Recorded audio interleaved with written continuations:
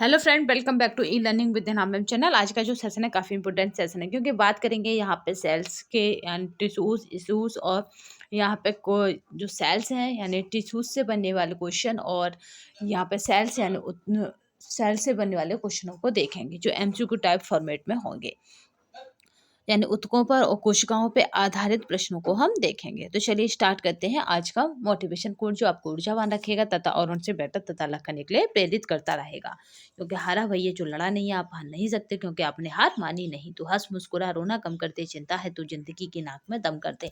तो चलिए पहला क्वेश्चन देख लेते हैं। कोशिका का शक्ति स्रोत होता है। अगर पावर हाउस ऑफ सेल पूछा जाए तो यहाँ पे माइटोकॉन्ड्रिया जो होता है कोशिका का शक्ति गृह या कहें कि पावर हाउस कहा जाता है। चलिए नेक्स्ट क्वेश्चन देखते हैं। ये पीडीएफ आपको हमारे टेलीग्राम तथा व्हाट्सएप पर मिल जाएगी। उसकी अगर लिंक की बात करें तो वो हमारे डिस्क्रिप्शन बॉक्स में मिल जाएगी, व्हाट्सएप और टेलीग्राम की लिंक, तो आप ज्वाइन हो सकते हैं। चलिए नेक्स्ट क्वेश्चन को देखते हैं। अत विवादास्पद भ्रूणीय यहाँ पे स्टम कोशिकाओं के विकल्प के रूप में कौन सा यहाँ पे बायोएथिकल गैर विवादास्पद स्टम कोशिकाओं का स्रोत है? तो यहाँ पे जो पूछा जा रहा है वो ये है कि यहाँ पे जो गैर विवादास्पद मतलब जिसमें विवाद नहीं होता उसके बारे में पूछा जा रहा है। तो यहाँ पे जो राइट आंसर रहेगा उसे क्या बताना है यहाँ पे, क्योंकि यहाँ पे विवादास्पद नहीं है तो यानी किसी भी तरह का उसमें कोई भी विवाद नहीं है। तो आपको यहाँ पे जो राइट आंसर है वो क्या बताएंगे, वो है अस्थि मज्जा में उत्पन्न स्टेम कोशिकाएं। इसमें किसी भी तरह का कोई विवाद नहीं होता। अस्थि मज्जा यानी बोन मैरो में उत्पन्न क्या है, ये स्टेम कोशिकाएं हैं। तो यहाँ पे स्टेम सेल्स हैं, इनमें कोई भी विवाद नहीं होता। चलिए नेक्स्ट क्वेश्चन देखते हैं। कोशिकाएं जिनमें शरीर की वे कोशिकाएं जिनमें शरीर की किसी भी प्रकार की कोशिकाओं के विभाजन तथा विशिष्टीकरण की क्षमता है और जो कहीं गंभीर बीमारियों पर शोध का केंद्र बिंदु है उन्हें कहते हैं। तो ऐसी कोशिकाएं क्या करती हैं, गंभीर बीमारी पर शोध का केंद्र बिंदु भी बनी हुई हैं। तो वो हमारी कोशिकाएं कौन सी होती हैं? तो ये स्टम कोशिकाएं होती हैं जो अभी वॉन मेरो में पाई गई थी। चलिए नेक्स्ट देखते हैं। पादप कोशिका जंतु कोशिका से किस प्रकार भिन्न होती हैं? क्योंकि इनमें भिन्नता है तभी वो पादप कोशिका और जंतु कोशिका कही जाती हैं, यानी तभी इनके नाम और टर्म अलग अलग है। तो याद रखिएगा कैसी भिन्नता है, तो सेल्स वेल की यानी कोशिका वृत्ति की इसमें भिन्नता है। इन दोनों में कोशिका वृत्ति अलग पाई जाती है। हाल ही में प्रथम बार किस देश के वैज्ञानिक ने स्टेम सेल्स से मनुष्य के लीवर कोशिकाओं की रचना की है? तो जो स्टेम सेल्स है उससे मनुष्य के लीवर कोशिकाओं की रचना किसने की है? तो यहाँ पे राइट आंसर हो जाएगा वो है जापान। आपको पता है जापान जाना ही टेक्नोलॉजी के लिए जाता है, तो जापान ने ही ये हाल ही में ऐसा किया था। चलिए नेक्स्ट देखते हैं।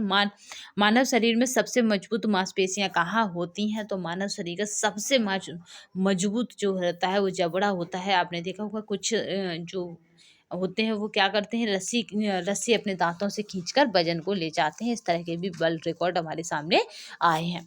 तो ये क्या है कि जबड़ा हमारे शरीर के संपूर्ण शरीर का सबसे मजबूत हिस्सा हमारा कौन होता है? तो जबड़े होते हैं। जब दांत निकलते हैं तो आपने देखा होगा बच्चे को सबसे ज़्यादा प्रॉब्लम तभी होती है। दांत उखड़ते हैं यानी बुढ़ापे में, तब भी वृद्धावस्था में सबसे ज़्यादा परेशानी रहती है।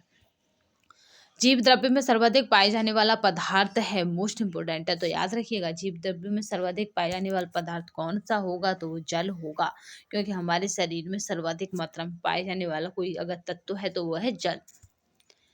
प्लाज्मा झिल्ली बनी होती है। अगर प्लाज्मा की बात करें तो ये किसकी बनी होती है? तो अगर यहाँ पे देखा जाए कि ऑप्शनों के अकॉर्डिंग प्लाज्मा को हम किसकी कहेंगे, तो याद रखिएगा प्लाज्मा जो बनी होती है वह प्रोटीन की और लिपिड यानी वसा। लिपिड क्या होता है? तो याद रखिएगा लिपिड को बेसिकली हम क्या कहते हैं, वसा कहते हैं। तो प्लाज्मा की जो झिल्ली बनी होती है तो वो किसकी बनी होती है? तो याद रखेंगे प्रोटीन और वसा की यानी लिपिड की बनी होती है। तो यहाँ पे जो राइट आंसर हो जाएगा वो हो जाएगा डी। प्रत्यस्थ यानी यहाँ पे इलास्टिक ऊतक यानी टिश्यूज जो हड्डियों को एक साथ पकड़े रहते हैं उन्हें कहते हैं। तो यहाँ पे जो एक साथ पकड़े रहें और उन्हें कहेंगे, तो यहाँ पे जो राइट आंसर होगा वो क्या कहेंगे, स्नायु या लिगामेंट कहते हैं। स्नायु या फिर क्या कहते हैं, लिगामेंट कहते हैं। यहाँ पे इलास्टिक और टिश्यूज जो हड्डियों को क्या करते हैं, पकड़े रहते हैं, यानी जो शरीर में जहाँ भी जॉइंट है, जैसे इस तरह की आकृति बनी और यहाँ ये जॉइंट हो गया, सपोज इस तरह से ये क्या हो गया, जॉइंट हो गया, और ये आपस में जुड़ रहे हैं। जैसे सपोज कोनी का जोड़, मतलब हाथों की कोनी का जोड़, घोंटू का जोड़, तो ये यहाँ पे क्या जमा होता है, तो आप बताएंगे लिगामेंट यानी स्नायु बना होता है। इस वजह से आपस में चिपके रहते हैं, एक दूसरे को कब्जे की तरह पकड़े रहते हैं। तो आज हमने कोशिका से रिलेटेड क्वेश्चनों को देखा है, ऊतक से रिलेटेड क्वेश्चनों को देखा और शारीरिक अंगों की से रिलेटेड या फिर कहें अंग से रिलेटेड क्वेश्चनों को देखा है। तो ये श्रृंखला लगातार ऐसे ही चलती रहेगी। तो आज की श्रृंखला में बस इतना ही। नेक्स्ट सेशन फिर मिलेंगे, तब तक के लिए धन्यवाद। वंदे मातरम, जय हिंद।